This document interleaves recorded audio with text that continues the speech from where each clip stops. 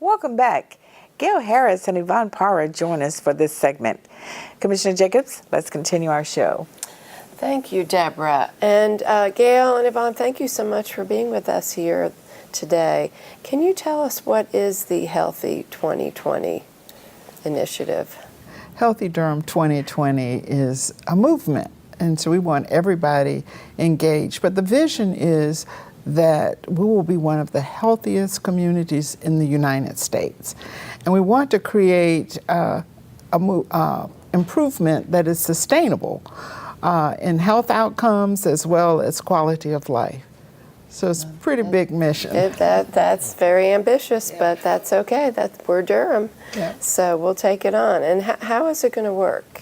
It's a community-wide effort to bring together leaders from different sectors in the community that oftentimes don't get to work together on moving on indicators of healthcare and well-being for the community. So the corporate sector and the government sector and the community sector and the faith-based community are partnering to try to figure out how they can generate a collective vision that moves the agenda of health and equity in the county, but also what are some of the gaps and areas where by aligning their time, talent, and treasure, they can generate some significant change. And this work is not to minimize all the wonderful work that is currently happening in our community or that has happened to get us to this point. And so we're doing this in 3 phases where we're getting together and developing the concept, and then we want to amplify what's already been going on in the community and then expand, filling in those gaps that Yvonne talked about and creating new opportunities for people. So I can imagine you began sort of a little while back with a convening group of folk. Talk about some of the groups that came to the table initially. Initially, the group was relatively small. I think the county manager, Wendell Davis, was present. I was there. The mayor and Constance Stansel from the city, and Dr. Eugene Washington and Marianne Black and Michelle Lynn from the Duke Health System. And then the group began to expand, and you might have to help me with all of the sectors, Yvonne, if I forget anybody. We have the Greater Durham Chamber of Commerce. Jeff Durham is part of the committee. There is Farad Ali from the Institute. We have Partnership for Healthy Durham representation because they've been at this work for quite some time. So we have the 2 co-chairs from that group and the coordinator attending. And we have the faith-based community. I'm real pleased that we have a member representing the Interdenominational Ministerial Alliance. We have representation from Durham Congregations in Action. And of course, Yvonne is there with Durham Can.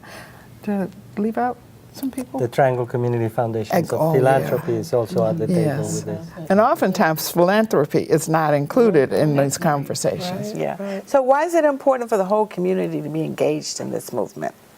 It's very important because what has become clear to us and to many throughout this country and internationally is that health is not just the absence of disease. It's about attending to the environment, and issues like housing and education and access to jobs and access to opportunity really play an important role in the health and well-being of a community.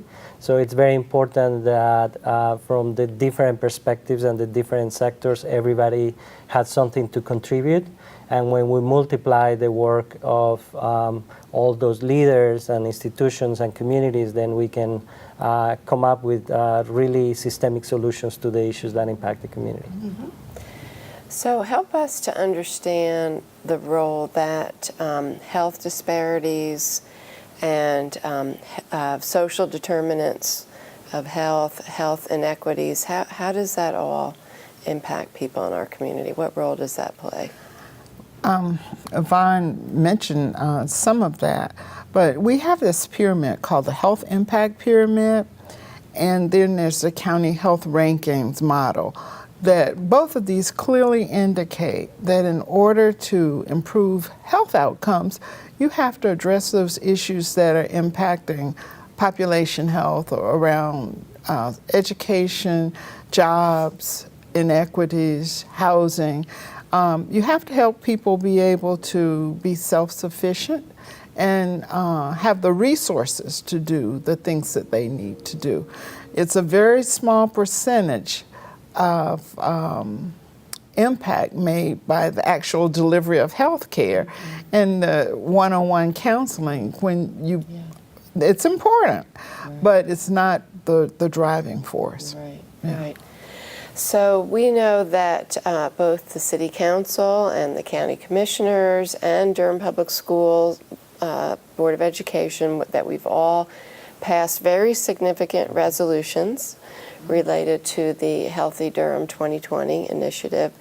What are some of the key points that were in the resolution that each of these governing boards committed to, and what is the role, do you think, of these resolutions? The resolutions tend to, or are a vehicle through which those different bodies announce to each other their intent to fulfill different goals within this process. They acknowledge the importance of the social determinants of health, and they declare to one another the intention to not only work within their sector, but also collaborate with others to move the agenda forward that will impact the rest of the community. Those are, if you will, declarations of the intent to work together, but also the recognition of the problems behind that need for those sectors to align their work. Yeah, and the faith-based community, I think the Interdenominational Ministerial Alliance has drafted a resolution, and Duke has a draft of a resolution. And so I think more of our convening groups will say in a resolution format what they intend to contribute to the process. Right. Now, what are we really aiming to accomplish at the end of the day? And again, I noticed that you all call this a movement. Yes. You know, when you think about movements, you think about women's movements, civil rights movement, and they've had sustained impact or effort in pushing the agenda forward. So oftentimes when we think about initiatives or projects, we think that they're very time limited, and when we've done it, we can check it off and say, that's finished. But with this effort, we want it to be so embedded into our culture that when we're thinking about the decisions that we make about placement of infrastructure or looking to attract industry, that we're thinking about those components that we've highlighted in the resolution, and that health piece percolates up to the top, because we all know when industry comes into our community, they want to see a healthy workforce because dollars are associated with high costs of chronic illnesses and loss of productivity. And so it's a win-win situation when we're all thinking about what can we do to bring about equity and improve health in this community. And we're thinking about at least 3 areas. So one is celebrating and acknowledging all the good work that is already going on. The second one is trying to integrate and create links of collaboration between those that are already doing the work. But then even if those two are in place, there are specific gaps that could only be changed by policy changes or shifts on investment or attention to the work, and that's where the collaboration comes forward, and that's kind of the next stage of the work. So where do we go from here? Where we are is in the process of really inviting everybody to join this movement, to connect with this work, to participate and give their input, and to help us develop a clear understanding of, again, what needs to be celebrated, the kind of collaborations that would bring about the kind of change that we want, but also to be very critical in a good way about what needs to happen so that we can come up with radical solutions that really will help our population thrive. And we're in the process of forming a committee to look at the particular indicators that we want to highlight and be able to measure the impact of our work. And we will be sharing that with the community. There's also improved community engagement. In October and November, we'll have opportunities for community members to talk with us and help us shape this vision that we have. We are also working to organize those sectors that Yvonne talked about. We have had meetings with the nonprofit sector, education, business, and we're meeting with healthcare providers next week, and there'll be some other meetings, but it's important that everybody gets on the same page so that we can figure out what each contribution will be, and we're not being redundant, and we can be clearly utilizers of the resources in a good way. So you've just referenced some of the kind of upcoming activities. What are ways that people can get involved in this movement? How can people find out more about it? And what is the plan to keep the communication going with the whole community and with all of the different stakeholders?